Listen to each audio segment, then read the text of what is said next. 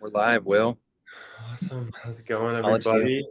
Yeah, excited to be jumping into some UI UX tips today, some responsive and scalable app tips for FlutterFlow. So this should Yeah, be good. Should be exciting. I'll be working from a coffee shop co-working space, so I may be muted. I asked Will to sort of lead the charge on this. He's an amazing builder. You guys are going to be really impressed. So looking forward to see what he can accomplish and answer. We're here to answer questions. I'll be managing the chat, so we're looking forward to it.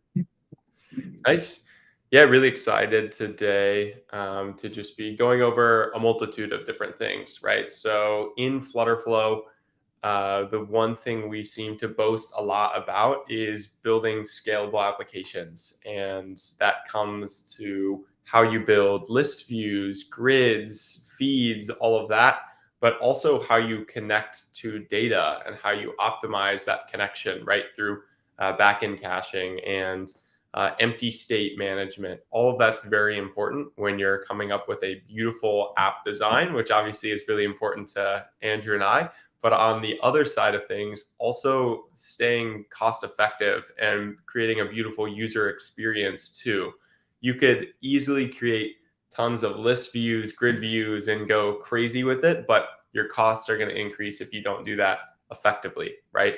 Or it could look like glitchy, right? If you have a ton of list views and things loading, right? That's just how apps are. And there's a lot of different improvements you can make when you actually get started. And we see a lot of different app builders in general, right? That you might see some of your favorite apps do this and they do it in a really good way. But then you might see other apps that maybe aren't as high quality or haven't put that focus in. And it's something you'll probably notice when it comes to backend caching and list views. Is there anything you want to add there, Andrew, specifically to either of those? Nope, you covered it, man. Yeah, I think it's super important.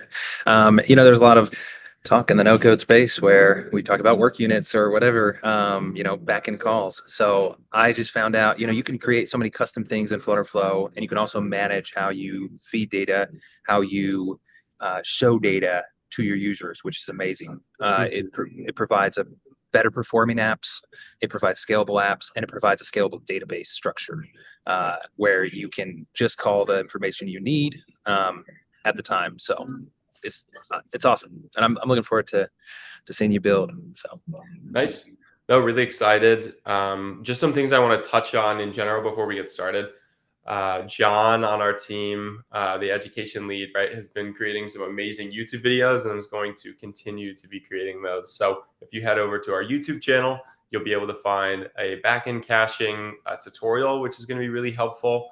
And that'll help you save read and write costs to really lower your backend pricing. And you'd actually be very surprised. I implemented it into a few of the apps I've developed and saw significant, not only pricing changes, but also just UI UX changes, right? And Andrew, maybe you want to touch on this too, but it's interesting if you actually cache the data. A lot of people think it's just going to be a backend like pricing improvement, but also you got to recognize your application is no longer having to take time to load that data. So if you have different components or different data being used across pages or across your app, it's going to load a lot quicker and create a better user interface overall for different users. So something we'll highlight today, but you can find those tutorials on YouTube as well as another one for transitioning from other platforms to FlutterFlow and how to migrate your data. That's going to be another really important one if you want to set yourself up for success when building a scalable application in FlutterFlow. Yep, I love that. Awesome. So yeah, I'm going to jump into FlutterFlow. And Andrew, I shared this project with you. We're actually going to start with one of the default projects available to FlutterFlow users. So this is the Sniff social, or the social Sniff app. It is a social media app for dogs. If you were here for our April Fool's post, that was pretty funny, right? FlutterFlow for dogs. We're just playing into that, and we have this amazing social template that Andrew put together. And Andrew, tell me if I'm wrong here, but I'm pretty sure some of the updates coming to FlutterFlow soon might include more templates and things like that. Is that correct? Correct. I just released 10 or 12 responsive templates last week. Most of them are login sign up pages because they're easy. But I did throw a few dashboards in there. We're gonna do better feed pages like this, right? Put in a responsive feed page. So we have a lot coming down the pipeline. I'm also updating. I mean, I don't know how many of you guys actually use our UI templates or our component templates, but if you go over, Will and I were both sort of amazed last time because we now have a single column for all these. But I'm working my way through these, updating them to our new themes, so that when you drag them in, they pretty much make sense. And I'm having a lot of fun with that. So this week has been a lot of that. And it's been really fun. So I want to give you guys a bunch of base elements to just build beautiful applications, which is cool. So yeah, lots of new stuff coming. Nice. Yeah, really exciting. And there's already a ton of templates to utilize already, which are really fantastic, right? And you can toggle it on at the bottom to use your theme, so they're ready to go right when you drag them into your application. You can build applications extremely fast. So yeah, we're in the Sniff social template, and again, a lot of the questions we get are how to properly set up grid views, list views, when to use different versions of each. And then we'll move also into kind of backend caching and best practices there. And then we'll end the live stream with actually setting up some empty states and really optimizing your app's user interface and that experience for users. So I'm going to actually open a new page and just go over some basic basic information regarding those list views, grid views, and everything, because I think that's really important just to know when is the best time to use those, the opportunities you have when you use maybe a list view versus a column, things like that. These are all available. These differences are available in the FlutterFlow docs, but obviously we'll also kind of review them quickly here. So I'm just going to do a widget page. And yeah, so we offer a lot of different widgets here, right? You could utilize to generate dynamic content. So as I've stated over and over again, you could use things like a column just to generate page data, right? Like a feed or something like that. We also have the list view available, which is here. We have the grid view. We have the staggered view. And there's going to be different use cases for each, right? So when you're building an application that maybe doesn't have a lot of data, a lot of maybe you're not caching or querying, a lot of data to your application, like a long social media feed or something like that, that's when you'd want to use a column. And columns are nice, right? All you need to do is click into this and you could generate a backend query on the column, or generates anything from a list, right? And the reason I say you don't want to use a long data set for this, we don't have a page view or any small querying for those columns. That's where list views are really going to thrive. So if I were to drag something in here, let's do something basic, right? And this is like fundamental FlutterFlow building, right? You're probably going to have column views. You're probably going to have a list view in your application. These are just things you'll be using most of the time, right? So if I were to put a card in here and let's add a column, just some basic styling, right? And I'll add text in here. Let's do, well, I'll put container for now, right? If I click on the column and I'll make a backend query here. We already have these, right? So maybe I'll just use the posts. I'm going to query the collection and query, it might be the user posts, right? And you can see for columns specifically, there's no infinite scroll or page view options. So that's the clear differentiator when you're using columns, right? So if I click confirm, you'll see we're going to start generating those containers, right? and you could do different things like combining text and getting, you could do container, and then you could grab the index of the post if you wanted to, right? There's a lot of different things you can do here, which is really nice. Index and list, for example, right? And with that, I could have just a list of like container 0, container 1, 2, 3. And this is where if we had 50 containers, all 50 containers are going to load in this column unless we set a limit here, right? So if you have a massive data set, you're not going to want to use a column to query that entire data set unless you either set a limit or some filters here to make sure your reads are a little bit smaller. Is there anything you want to add there, Andrew, in regards to the column specific? Yeah, and I would say best practice, use list view.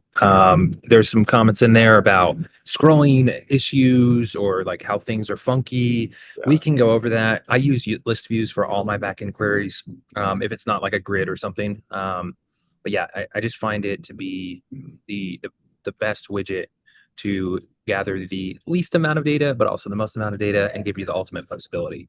So yeah, I would say it's definitely best practice to use the list view. So. Nice. Yeah, and we'll definitely jump into that. Some other things to note, we got a lot of questions on, right? A single time query, when to use that, right? This is going to be important if you're just querying data one time. I know it sometimes confuses users because the big key like phrasing here is, will it automatically refresh when documents are created, deleted, or updated?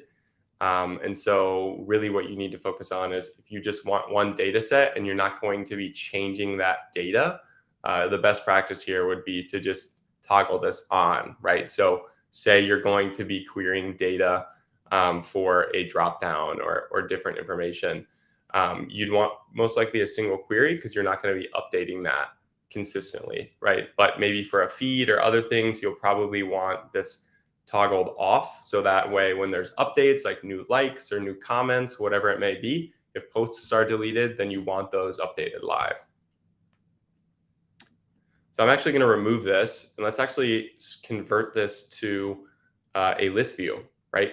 So what we can talk about here is those key features that list views offer. And list views, the nice thing about it, they're very diverse in their use cases. So I could use this for a feed. I could use this for a custom chat interface if I want to have a list of messages.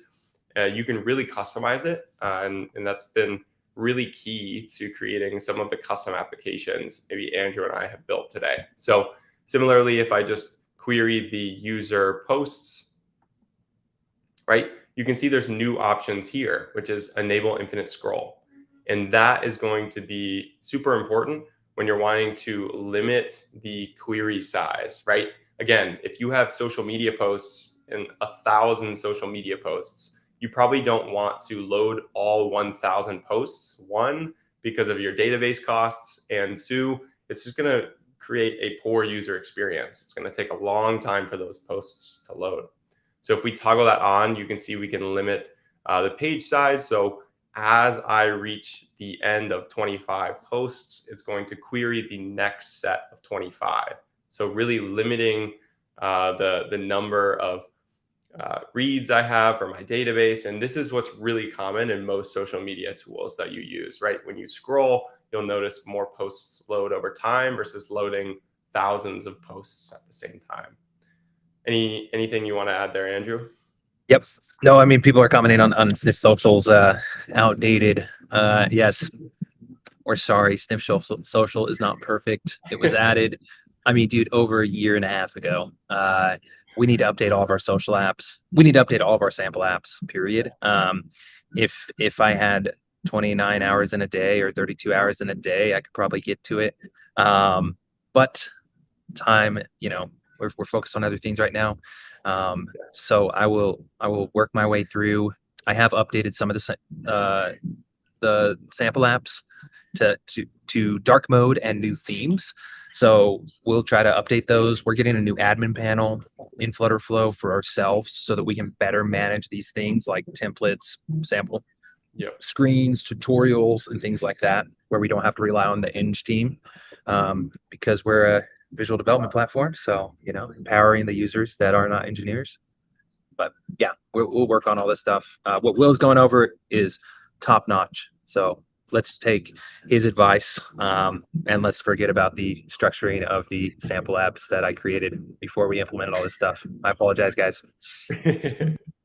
No, this is great. And it's really good because we also want you to be publishing your apps on the marketplace, right? If there's something that you've created that you think will be really valuable for most FlutterFlow users, please publish that to the marketplace because they're really trying to fill that with really high quality content and apps or widgets, whatever it may be for most users.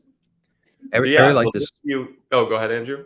Oh yeah, sorry. I really like this question actually. What's the best way to filter results on the query been used on the list view? Let's say remove some elements based on some parameters that can't be included on filters. This is a common use case, right? Like we can't filter everything. Sometimes it's like, I don't know, maybe a status, like sometimes like Firebase in general is very bad at doing things not in or without, right? Like not equal to. You'll get some errors when you do that. It's a Firebase issue. The way I do that is I hide it conditionally through conditional visibility, and I just say, if status right of this document equals whatever, right, status complete or status pending, right, then I hide that, and then we don't get those list views. Now, I'm not 100% sure if it still reads it or and it just hides it, or if it's just hidden, because typically on our conditional visibility, we don't read the backend stuff that we don't show. So, but I'll have to ask Alex about that later this week. Nice. Yeah, that's definitely a great way to do it. I had an example in an application I was creating where I had something like 10 different filters I needed to have for the list view, and they would also be changing. So what I did was really broke down each filter to find out which would be either the most common core filters or would filter out the greatest number of posts. That way I could focus on those and put those in the initial query, and then hide the rest of the documents. So it would be less work on the more front end to conditionally hide fewer documents. So yes, that's a great suggestion, Andrew, and you're definitely going to come across that. So again, you would just go to queries, you'd add a filter, whatever you needed to there. And then you would go into what's actually being created as the child and go to conditional visibility and adjust that here. Right. Now, this is the list view, and you can use this in a lot of different ways, which is, I love the different ways you can actually query list views. You can also reverse the direction. Yes, I love this. Really powerful, right? It is. Yep. And that allows you to create like chat views, right, where posts are going to come at the bottom first and make their way up, which is a very common use case. So great different user experiences you can create with list views. One thing we do get a lot of questions about is issues that people have with list views. Maybe they've created a list view already and they're trying to move that or add that into something. And the biggest thing I would tell users, let's actually try for an example, right? If I did a column, we're going to see there's an issue, right? And there's a couple different things I would look at. So for the list view, after you query, if you look at the list view properties, there's a couple things. First, primary. A lot of people, I think, miss the primary issue for a lot of their queries. Andrew, do you want to touch on primary and what that means for users? Yeah, so primary and shrink wrap, this will cover sort of that question about scrolling issues, right? So primary will make it just a list view scrollable. If you turn on shrink wrap and turn off primary, right, it will remove the ability to scroll in the list view. And if you want to scroll, you can wrap that list view in a column and make it scrollable. That's typically what I will do, because at the bottom of my list, I want some space. So I'll add the padding to the list view. I will scroll in the column, right? Um, and that will make it a lot easier for the user. The scrolling will be a lot smoother. So Nice. you can't have scroll in the column and then primary on the list view. That will mess everything up. So just a note. Huh. Nice. That's right. Like there's so many ways, and you'll notice what shrink wrap does. So typically the list view would expand to fill space, but if you do shrink wrap, that's going to shorten that. And then of course we have reverse lists. You can see now it's going to go from the bottom to the top, talking about the chat that we spoke of before. So in this case now, right, if I had shrink wrap on, let's see if we can wrap this in a column now. So now we can wrap it in a column, right? Because it's not set to fill or expand the space. Therefore, the column can now be wrapped around the list view, even when the main axis size here is also expanding. So if I were to shrink that, same thing, right? So if I had this expanded, I'm pretty sure if I wrap this in another column, it's going to cause it wouldn't cause an error because it looks like it's going to automatically. Yeah, because it's not that column isn't expanded. Yep. Nice. If you turn on a real-time collab, I could while you're talking, Yes. I'll just add some stuff to the page, No, that's great. Let me upgrade that. So yeah, really really unique ways to use list views. And there's a lot of different ways you can actually use just queries in general in your application. I'd love to show one that I think is really valuable. At least I've used it in a lot of different ways. And Andrew, I'm sure you've come across the same thing. But before I jump into that, anything you want to add here to the list view? I think you covered most of it. Yeah, we can also scroll to the beginning and end of a list view, which is also really cool. So I think in a couple of our apps that we have showcased recently in this live stream, we have like you post a new update and you scroll to the bottom of the list. Really neat feature. So a lot of fun and a lot of really cool functionality within the list view that you can have in the column, but it's just not as smooth. So really like it. Yeah. No, that's great. And that's just an action, right? So you have a button that says back to top, or when you submit a post, you want it to scroll to the bottom. We did that in the chat GPT template that we created. So that way the most recent post would be visible. You can have this scroll to end and set the duration. So yeah, that is kind of a brief overview of list view versus columns. Now we could talk about grid views and staggered views, a brief overview of that, right? You're going to want to use staggered views when the actual size of the element doesn't necessarily matter. And there's some cool tricks you can use for staggered views. So in this case, you typically have to put a staggered view if you want it to go vertical, you have to put it in a row. Is that correct, Andrew? Have you experienced a similar similar experience? I've used staggered view very few times actually, because I have not been building sample apps and just been building template screens. So let's see here. I might be messing up simply because I'm a creature of habit myself. Oh, I'd have to wrap it in a container. But yeah, what's nice for staggered views? Here's a fun trick I typically use. What you can do, set this down for these, right? To get this kind of unique style, you'll notice in different staggered views, you probably want the elements to be different sizes. Andrew actually showed an application where he had an animated, I believe it was staggered view, or maybe you just had columns, right? No, that's I think it was an animated staggered view. Nice. Yep. Right? And so what you're going to want to do is set the columns. So in this case, I'll just make it a very visible gray, for example. But if you added padding to this, let's add some padding here. And maybe we'll add 12 here and just make the cross-axis count 2. What you can do, which is really interesting, and I love to use this in my applications to add some like dynamic UI, is the width is going to stay the same in this case, right? Because I have the cross-axis count as 2. So I'm going to set this, the width is going to stay the same. But what you can do to make sure the height is a little bit dynamic is actually go here and you could do the random data, and you could do a random integer, and you could do maybe something like minimum 100, maximum 200.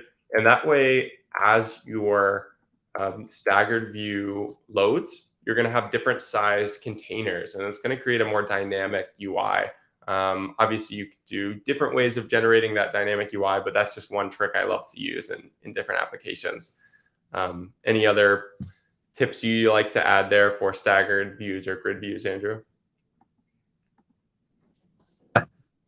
Staggered views is so fun to use for dynamic content. So, and we're using it in FlutterFlow as well. So that new like column layout on the left for the templates, we use staggered view so that the images, right? Because like the template images are different sizes.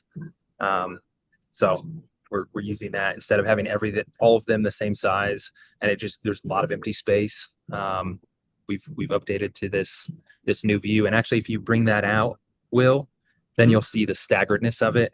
So I think it has a max width, and then if you bring it out even more, right there, looky there, nice. You have all of these awesome. This is staggered view to the tens, right? Like look at all those templates. Come on. That's awesome. I'm in the process of updating them, so they will all be ready to go soon. Yeah. Nice. Very cool. Yeah. Jumping into another application I love to use are rows. Those are very common, querying a row and having it go off the screen on either side. But there is an issue that I see a lot of FlutterFlow users face where they maybe add padding on either side. And so when they have a row that scrolls, it just cuts off randomly in the screen, which is not best practice for design. So a cool way you can actually fix that is actually in the way that you structure your rows for querying data. So for example here, if I had a call or a row, and I'll just add some padding above. What I typically like to do, right? Maybe I did something like this where I had, I'll just add a container here, and I'll make the background just a little bit darker so it's easier to see, right? And typically what I see users do, maybe they had this wrapped in a column and they have 24 padding all around the page, right? Well, now if you were to query this from something,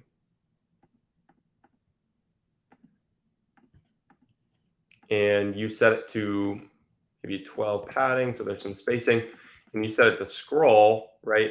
This is going to scroll and just be cut off right here, right? So it just doesn't look good from a user experience perspective. It's just going to be very poor. So if you remove the padding from a column, here's a workaround, right? Maybe you still have text here. Whoops. Let's add text there, and maybe we'll just add like 24.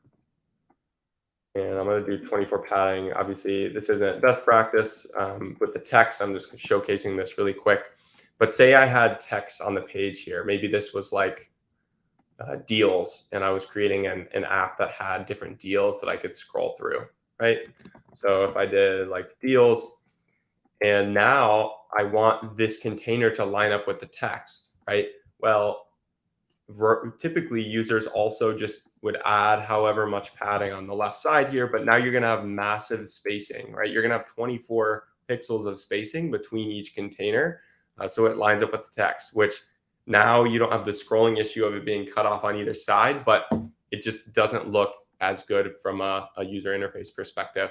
So what you can do is actually go into the row where you've queried your posts, wrap that in another row. I'm going to remove the padding from the row that we added originally. So now I have a row that is querying data inside another row.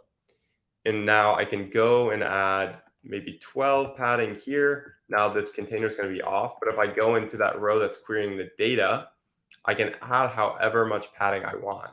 So maybe let's add 24 padding so that it lines Same up on the here. same on the other side too. Yeah, Nice, right? you have a little bit of space at the end. Yeah, you could add spacing here if you wanted, but now if you look and I gotta disable scrolling on this row and go to the outer row, but if I enable scrolling, you're gonna see now we have a container that starts aligned with deals, and you can scroll through on the full side, right? And as Andrew talked about, adding 24 to the other side, so when you scroll, it's going to scroll to the padding that you would have ideally with the rest of your content on a page. So this is going to be key for creating just a better user interface for users, where it's not going to be cut off on random points. You can still maintain a smaller width, and you can do the same for columns, right? I love to do that for columns when I have posts or a list view, right? This is something you can use consistently throughout your application to create a better design overall and maintain consistency. Andrew, any other things you want to add? You know, have you used this in any projects too? Yeah, I have actually just tried to do this in one of my projects. In a folder project, I think I mocked up and posted on Twitter. Has some beautiful little Lottie animations on hover. But yeah, this is the trick I used. So let's see. There's some questions in here. One, row, your boat, padding tip. You're right, Kevin. This is great. And then Daniel, when you add padding to, I'll just respond, sorry, instead of writing it. You are correct. If you add padding to the bottom of your list view and your list view is what's controlling the scroll, it will look weird. You do not want to do that. That's why we suggested earlier that you wrap your list view in a column. You make the column scrollable. Yep. You make the list view shrink wrapped and primary off. And then the list view will just be static. It'll expand to the height of whatever dynamic data you have in there. And you can scroll through the column, right?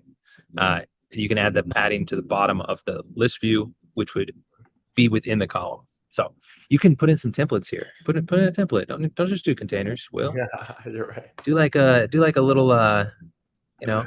Let's see. I updated. So if you search card, there's only a few that are updated. So not those. Do card. Go scroll down. Scroll down. Do the dashboard card. This the one? Dashboard card. Yeah, that one will work. Cool. I'm going to add padding to the column. Yep. So that way, let me add it.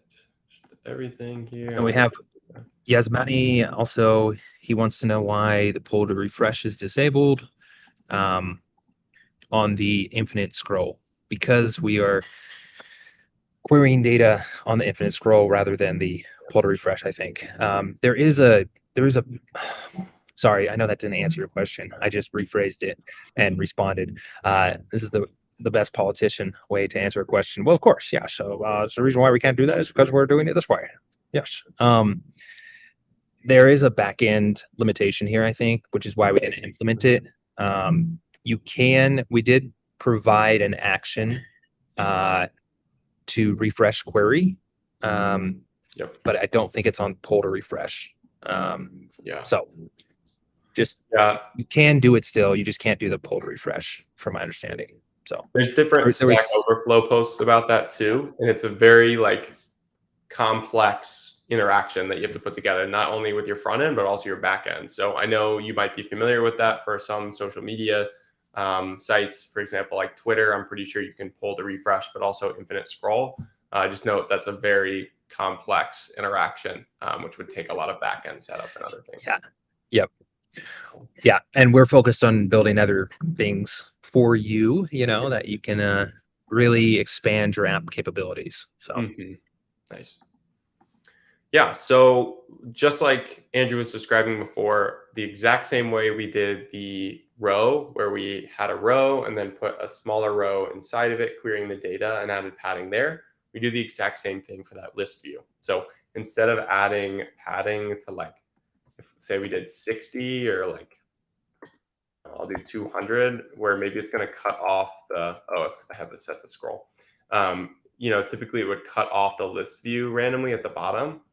In this case, what you could do is just wrap the list view as Andrew described, have it shrink wrap, turn off primary, and then have a column around it that's going to scroll. Maybe I remove that. I'll add 24 padding here. And if Yeah, I and to make had it enough, look really good, you should remove the padding on the column, allow it to be at the total edges, and put the padding on the list view. Sorry, that's just a personal. no, This I is a agree. That's personal nice. tip and trick, guys. Your scroll bar. It's sometimes awkward to have a scroll bar like in the middle of the page, So I like to put that scroll bar on the right, Nice. on the far right, um, so that and you can do that by just adding padding to the internal elements. So Nice. and you can do that to the list view in this case. So Yeah. yeah, sorry, I didn't No, mean to no, point that's that out. great. That's really good. And you'll notice that in your application, right? That scroll bar would have appeared on the list view as you scrolled, which again, not best practice. So you're going to want to make sure if you're having the column that scrolls here, you can see we have primary enabled for Yep. that column, but for this list view, we have it on shrink wrap and primary is disabled. So if we had enough content here, you can see the column goes all the way to the bottom of the page, but we do have the list view that has 24 padding. So say this extended beyond the page, maybe as an example here, I might be able to wrap all of this in a container. And I'll just set it to like 500. That way we have data cut off as if we were scrolling the screen. Yep. You can see that if I scroll, now I'm going to have that 24 padding for our list view because we're not scrolling the list view, we're scrolling the entire page. And of course, Yep. if we didn't want to scroll the entire page, we just do the same thing just for the list view, right? I could get rid of this. I could wrap the list view in a column. I could add scrolling to that. Yep. Of course, maybe I need to add some padding to that so it doesn't cut off right before it deals, or I could do a stack and add a gradient here so it fades out. Yep. But yeah, that's how you would set that Yeah, up. and another common use case for this that we'll talk about, what we should talk about. Will, could you? I would share, or I would do it, but I think my internet would be just cut out because I'm at this Yeah. coffee shop. So, another common structure would be where you have something fixed to the bottom of the page. So you have a column, and then two elements, a column with content, and then maybe a button at the bottom or a gradient at the bottom, something like that. Probably a button because we're going to scroll underneath it. And then how to scroll, right? How to have that fixed at the bottom. So something like a chat page or a e-commerce page where you want those CTAs to show. And then you have content that you're scrolling through. It could be a product page or whatever. We probably have a sample screen. Well, we do have a sample screen that implements this. So you could just switch one of those if you want as well. But yeah. I mean, if we took the exact same view that we had for an example, right? So we have this column. Let me get rid of this list. Let me do all this. Right? Say we wanted deals to scroll. We have this column. We have it set to scrollable. And then Andrew, tell me, maybe we do this different ways. So yeah, this is how I would do it, or I've done it. And with the way I'm going to be doing it now, what would happen is when you say, I'll actually showcase it. When you like click on an input field and the keyboard appears, it's going to keep the input field above the keyboard. I think that's an issue a lot of users face where maybe they set a column to expanded, so it fills a space, but then they don't realize that the keyboard is just going to push that up. So you need to work with a different solution there. Yep. Nice. Yeah. So going from this place to the next, I would wrap it in a column, and then I would add an input, a container, a column underneath there. That's going to be your fixed, right? Like that's going to be your fixed to the bottom of of the screen section. And as you can see here, it's pushed off the screen. Reason being, and the reason why I wanted Will to showcase this is because you have to expand that inner column. Boom. Yep. And then everything will, it's expand, but actually it's bringing it into the page, and it's setting the height. So nice. Yeah, this and is you can excellent. see what that does, right, with the keyboard. So if we show the keyboard, it's going to push the column that's set to expand up and shrink that because we have a set width of the container. Nice. And if we actually showcase maybe what that would look like, say we had, I'm going to do this very quickly, but we had text area, right? And we have the background being, we have it filled, and we just do write a message, and we do something like this, right? Maybe we add a button to the right of it. I love this. To keep it at 40. The icon size is 24. Let's do a send icon. Button icons in general are annoying. What's up? Button icons in general are annoying. Yeah. Yes. Right. We do something like this. Maybe let's add.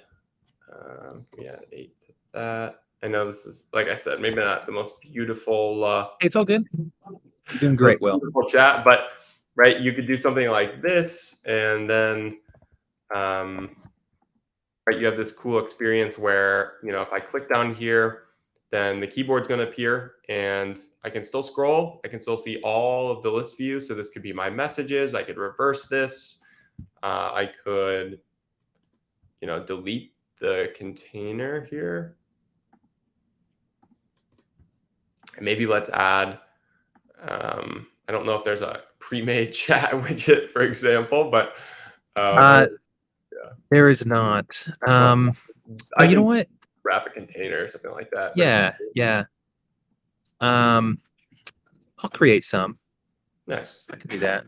Right. You could do a max width of maybe 75%. Set a min width if you wanted to with the min width. Let's do 32. Let's maybe make it purple. I know, again, this is a little crazy. Add a row, add text into the row, set the row there, and we'll remove this. Then we can add some stuff for the row. Maybe let's do 6, 14, 6, 14. And, now we have I'd have to set this up a little differently than I have now, but imagine this was a chat page, right? And from there, now you have a reverse list view. Yep. For this, I'd have to set it to, I think, bottom, right? Set vertical alignment, I think, on the list view. Yeah. Yes. Or let's see, do you have that column expanded? This. Oh. No. I do, but I think I need to wrap it in another. It might be the way I have. Oh, it's set to the top. Yeah, so you could just do that for space in between. That should work. But yeah, right. So imagine this was, it's because I have, yeah. So right now we have a very simple like chat page if we put that together with those expanded list views and everything. So now I want to jump into 2 other key aspects, right? Now that we have about 15 minutes. Before that, anything you want to add to this? Just best practices about list views, padding, backend queries, all of that. Yeah. Use your limits, right? Like use infinite scroll when possible, right? Use limits, utilize filters when possible. Query as little data as you can, right? So, only query the data you need, and only query dynamic data. So like a non-single time query when you absolutely need it, right? Like when it's on a chat page, or when you're adding somebody to a list or something like that, where you want the list to actually give feedback to the user. Even these social posts, you could use a single time query for these posts. or an infinite scroll for these posts, because you don't need to see that latest post, right? You can pull to refresh or whatever. So Nice. yeah. Nice. Yeah, super important stuff. Some good tips, and yeah, we'll definitely have to find a way to.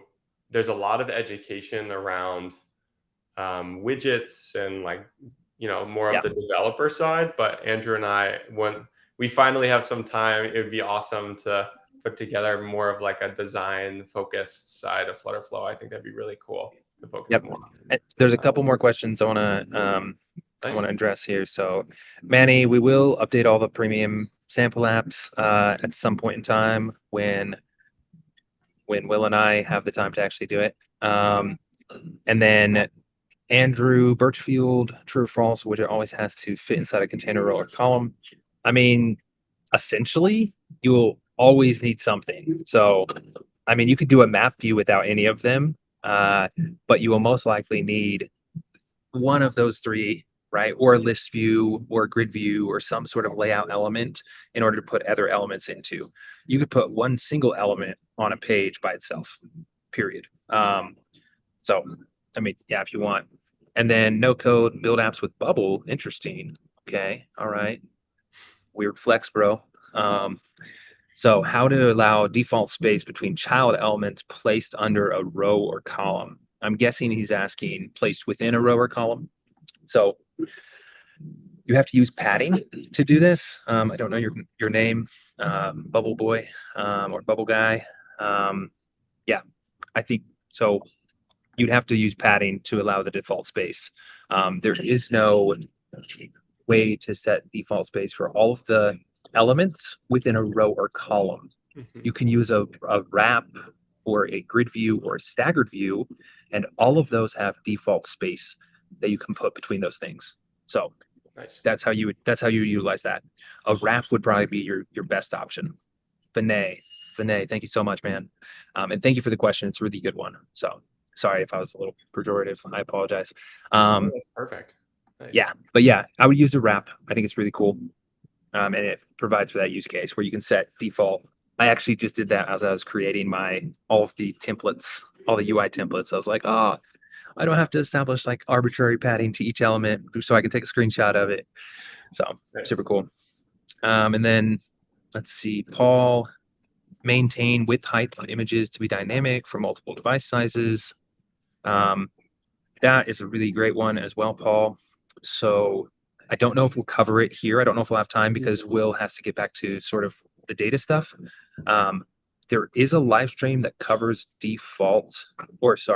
dynamic widths through if then else conditions Mhm. for device sizes.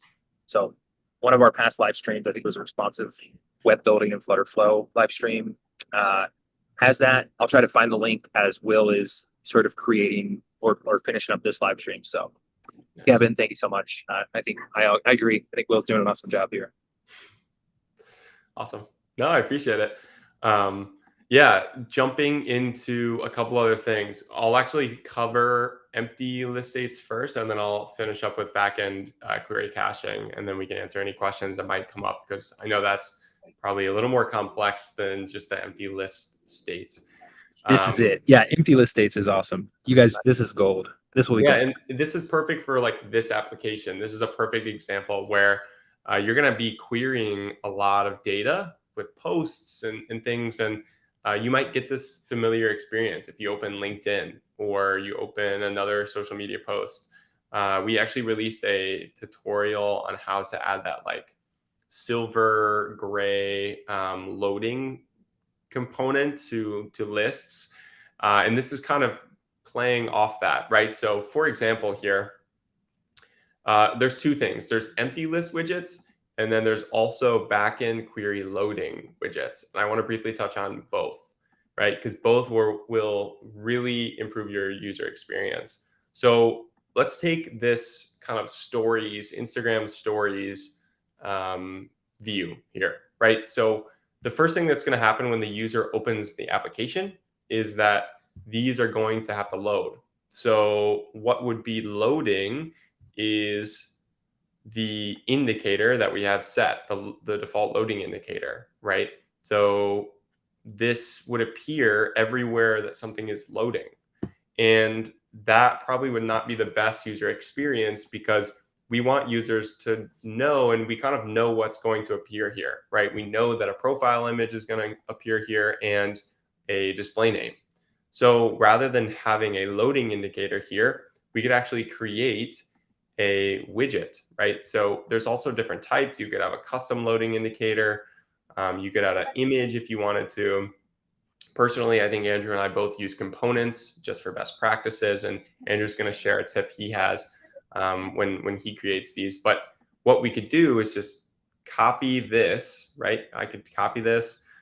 This is what's being created based on the list view.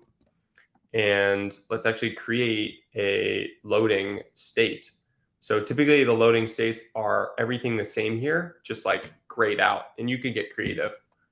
But if I created a component, let's just do story loading, and I paste it in here. Let's make the main size smaller, and we're going to have to remove some things. We're going to move the backend query. I'm going to remove the action as well. And what we could do for the circle image, we know that it is width 40, right? And maybe I don't want to add an image there for now. So instead, I could do a container. I could make it a circle and do diameter 40, and I could make it a gray color, right? And then I'll remove this image. And then for the text, right, maybe we don't know what this text is going to be. So we also want it to be kind of a gray blob. Again, if you search like loading states, or you go to a social media site with low internet, you'll see these loading states appear before the content appears. So I'll duplicate this, make it a container. Maybe I'll make the width 60, or let's do 80. Make it a similar height as the text below. Let's maybe do like 16. Maybe even a little bit smaller, 14, right? Maybe we could just check the font size. It's 12. I could do height 12. And I'm going to add a border radius here. That way it's completely rounded. And it looks like there's 4 padding. So if I remove that and add padding here, now, right, this is what it looks like. But if I go back to my query, and I go to the backend query loading widget, and I select that component. Oops. Let's see, what was it? Story loading. And I view it, you'll see what happens here, right? Obviously, I would need to create a bunch of them. So I could actually, what I could do instead of querying the list view, I could actually query that for the specific column. There's kind of 2 options.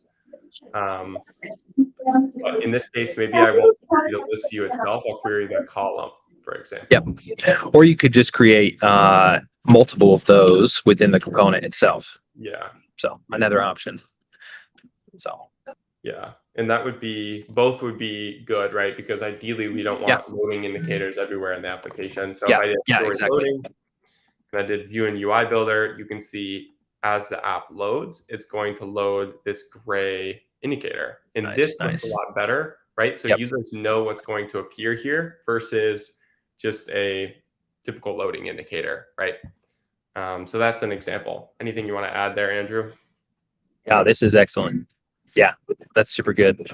Another one for like list views, empty states, maybe. I want to touch on that because I think it's so cool. Like the ability we give you to just create anything within an empty state, or within a no results page. So, and I know we mentioned before the stream how we do this. I'll let you share just how we do this. But typically components are the way to go in the empty state. And what I've done in the past is I've created a component. We actually have a template that I use literally every single time. And then I just change it. And it's surmised of a icon, a title, and a subtitle. It's right there, that if you scroll up all the way up, that empty list. Yeah. So you can just create a component and then utilize that. And then you can also, if you want, right, you can have multiple components for empty lists, or you can set parameters for that one, which is typically what I will do. And then I'll just feed in an icon, a dynamic title, and a dynamic subtitle for whatever we're viewing. So that's how I do it. I think it's really easy, super fun. You could put a lot of animation in there. You could do almost anything. You can make them very unique. And this provides a better user experience for your users. So yeah. So let's actually do what Andrew listed, right? So we went over, we created a new component. Maybe this would be also, I could make a parameter for this, but for the timing's sake, I'll just change it. What were you going to say, Andrew? Yep. Oh, Kevin brought up a very good point here. We just added blurred hash for images. I don't know if it's live in prod, but in beta it is. And we have blurred hash for like social posts and stuff. I haven't messed around with it. Shovik did a really nice job implementing that. So yes, you're absolutely right. Nice. Yeah, and I don't know where that is, but something we'll definitely explore on the next live stream, because that's massive, right? And if you don't know what that is, essentially it blurs out the image as it's loading. So instead of just being an empty, loading indicator or gray, it's going to actually blur out this image and then eventually load it as well. Another great addition to building just high quality UI in your application. Yeah, totally. And then Manny really wants us to touch on parameters, how to pass parameters. Nice. Daniel, Team Lottie, Team Rive, both are really good. Yeah, both are really good, Daniel. So I'm not going to choose one or the other. In my work, I use Lottie's more, but that doesn't mean I like them more. It just means I'm more familiar with them. So, yeah. So that's one thing. Yeah. Do you want to maybe touch on passing parameters? Yeah. I do it one. I do it. Yeah. Yeah. I do it one way, and it works great every single time. So, yeah. That's yeah. So if we go to that empty list that Andrew talked about, right? We could create parameters here. So I could do a title, a subtitle. I could figure out, whatever I want this button to go to, just for the sake of do it. Yeah. You can remove it. I'll just, again, for the sake of time, I'll make it quick, but maybe let's add an icon as well. So you could change this icon. Yep. And we actually do have a dynamic action now, right, within these components. So if you want to go back to parameters, you can set an action and go to type and then scroll all the way to the bottom. We actually can't see it, but it's the very last item in this list. Sorry, we have our faces in there. Yeah, action. And then you could showcase, you could connect that by just executing callback. So you can have dynamic actions within your components. And you can set all of this from that sidebar. So. Yep. And so it's really easy to create parameters, and there's a ton of options. Obviously, you're probably going to want to set a default value for all these. Again, for the sake of time, I'm not. But then we'll go back to our list. I toggled on show empty list state just so we can see it for now, or the view in UI Builder so we can see it. You can see I can pass. I selected empty list. And I added a height, so that way it just wasn't, at the top. I just added a height, so it'd be more centered for now, right? And then you can pass all these parameters. So if I added a title, I could say no posts, right? Posts when they are created will appear here. And you can see, you could use this in any empty state, exactly like Andrew said. Yep. Nice. Icons I can pass. And this allows for two things, right? Instead of having to utilize a light this, and again, you could do this with an image if you wanted to. You could just pass a URL. I like icons because they'll automatically adapt to light and dark mode. The text will automatically adapt to light and dark mode. It's just a lot more, it expands a lot better. Your application provides a much better user experience. So. There's a couple. We're almost done here. I'll let you keep going. I'm going to answer a few more of these questions. And this might be a bug unless I'm missing something. Oh, what you have to do is use the delete. Just delete. Use the trash icon. It's weird. I've brought it up to the team, and they just, yeah, that's the way you get around that. Great. Okay. We'll just add this, and now we have a. I gotta set it, but now we have a empty. Yep. This. So, Yasmani, any way to work around slidable list view feature?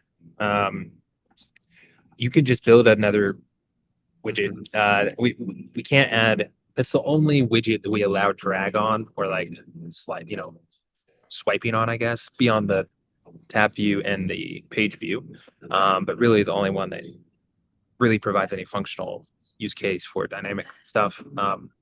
Yeah, it's really the only thing. So if you have specific requests, please submit them to our help and support, and we'll review them. So, and you can actually Sean, submit requests. top left. Oh yeah, Where is feedback. it? Feedback, right? Yeah, we should probably make that a bigger button, Yeah. right? Okay, we're in the process of updating these small little user experience things, so I'll do that. Nice. I also had trouble finding it, and I built it.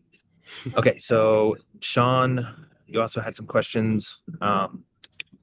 We have covered this in a live stream. I'm pretty sure we've covered it and we solved it. It is the AI chat live stream. If you go and you search that, I'm pretty sure we do cover this. So the way to do it, I'll explain it here. You have to wrap the container in a row. If you don't wrap the container in a row and you don't set a width on it, it'll just keep expanding. Okay.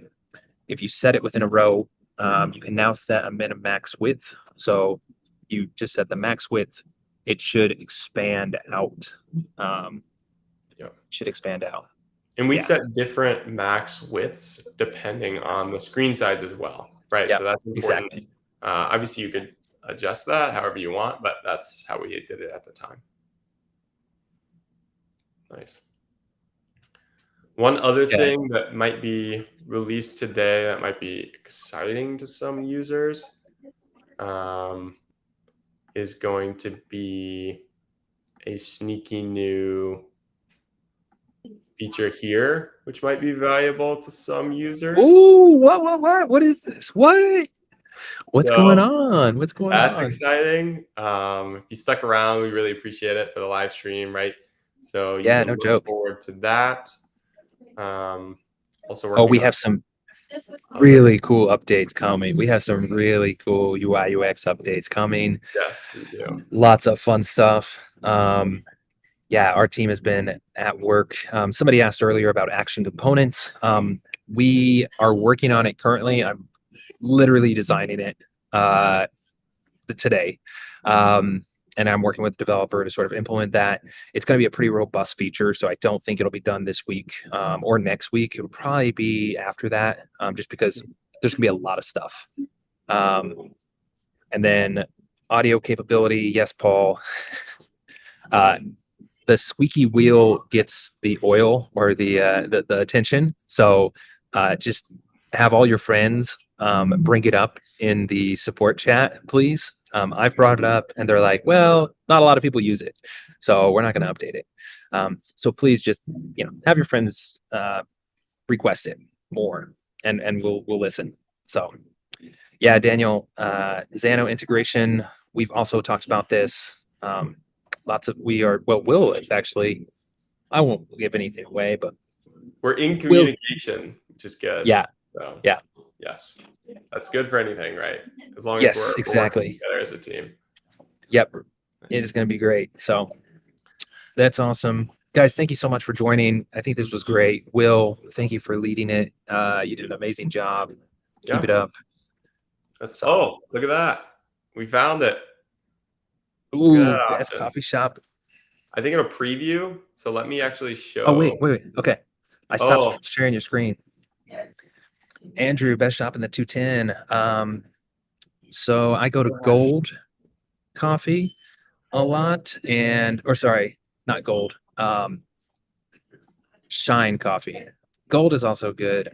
Shine and Revolution. Those are my three favorites. So I was gonna say the blur hash was available, but I don't know how to use it because Yeah, I don't either. you need Like, a string for the blur hash. Anyway. I tried it as well, and I was like, interesting. Oh, cool. Well, I need to go find a charger for my computer. Yep. Um, No, we thank you appreciate guys. everybody. Yeah. Yeah, thank you all so much. Thank you, Will. So you guys have a great week. Yeah, keep posting questions on Twitter and stuff, everybody. So thanks. Thanks.